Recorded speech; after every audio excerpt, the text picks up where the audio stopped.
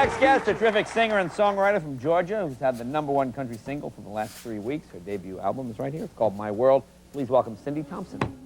So why now? Why in my 40s am I coming back to country music? And the truth is, I knew I'd come back to music at some point. I didn't know what it would look like at all. In fact, I never imagined it looking like this, independent on my own. It's been the hardest thing I've ever done in my life, but worth it.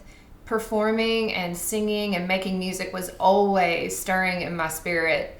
But I had a family and I had this life that I had built with my husband that mattered to me, and I just didn't know how to make music work into that. And so I just prayed about it. And what's crazy is my dad passed away not too long ago, and I was sitting with him the day he died, and we had this beautiful conversation about life. And I just remember saying to him, I'm so sorry I didn't play the Opry again for you one last time. And he just squeezed my hand, and I just will never forget that time with him. And I thought to myself, if the roles were reversed and that was me and Bella was sitting with me, I didn't want to look her in the eye and say, I should have made music. I should have made another record.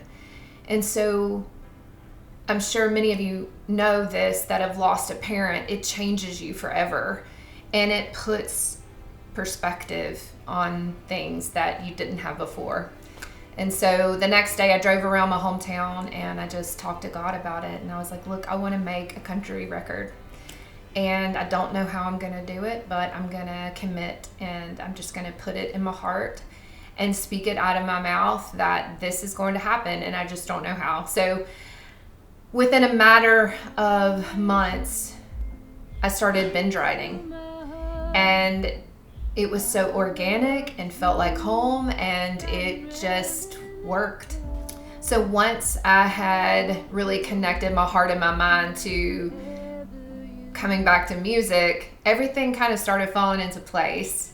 I connected with Tommy Lee James, who I wrote my first record with. I had visited Charleston with my kids. I knew that he lived there, and I thought, why don't we grab coffee? And instead he's like, why don't you come over and we'll just connect the families. And so we hung out all night, and towards the end of the night I said, hey, do you want to go sing? And he said yes. So we went in his piano room and we sang What I Really Meant to Say, and then we sang Life Ain't Always Beautiful, which we had written for Gary Allan.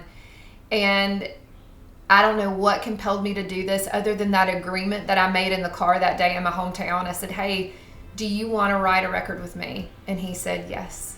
So within a matter of days, he flew to Nashville and we just started writing. I mean, we didn't stop. And we got this collection of songs, and then the doors started opening and it started making sense. And so that's kind of how this all fell into place.